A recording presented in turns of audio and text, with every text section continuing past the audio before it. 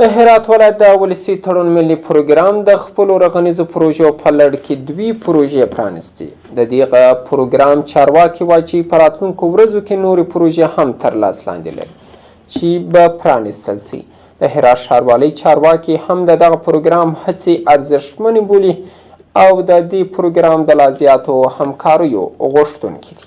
په هرات کې د ولسی تړون مسؤل محمد عالم فیضي په 12مه نهایی کې د یوې پروژې په پرانیست غونډه کې وویل چې دغه پروژه 9 میاشتې مخکې د 15 میلیونه او 215,000 افغانۍ په ارزښت په لار اچول شوې وه چې نن ګټې اخیستنې ته وسپارل شوه.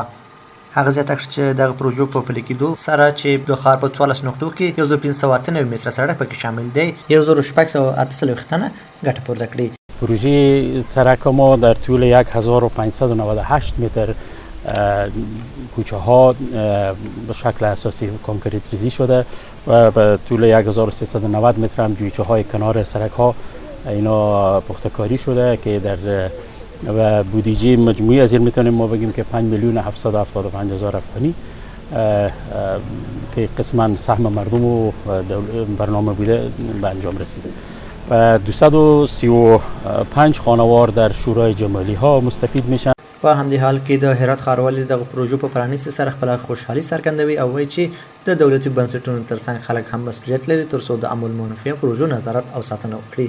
نظارت و کیفیت از این بیشتر برمیگرده به مردم چون مردم هم در این پروژه ها سهیم هستند و تاکید شارولی با وکلای گذر امرای رؤسای شورایی است که شما نظارت دقیق داشته باشین در صورت که کدام مشکل داشته باشه برای ما استشهادیه جور میکنن مراجعه میکنن به ما هیئت تعیین میشه و بررسی میشه در صورت مشکل ما کارشان توقف میدیم تا اینکه مشکلات رفع نشده باشه. د سیمې خلک هم دغه پروژو په پلي کېدو سره خپله خوشحالي څرګندوي او وایي چې دغه پروژو په پلي کېدو سره یې 80 سلنه ستونزې حل شوي دي. 80% تقریبا همین محل ما که است از نظر کانکریتیزی و از نظر نظافت از دیگه برای ما تاثیرگذار بود یعنی مفید بوده. و قبلا که مشکلات زیادی که داشتیم واقعا مشکلات بود چون گل میشد لای میشد واقعا در عذاب بودیم خیلی. الان که کانکریت شده آسوده شدیم. مشکلات زیادی بوده خوشبختانه که وقتی که سرکا کانکریت شد مشکلات مردم کاملا برطرف شد از طریق گل و لای در منطقه زیاد بود. متاسفانه وقتی سرکا اسفالت شد مردم با یک سهولت خوب روبرو شدن. ولسی تړون ملي پروګرام د خلکو او دولت ترمنځ د یو تعهد پر اساس جوړ شوی چې موخه یې د افغانستان پرمختګ او ځان بساینه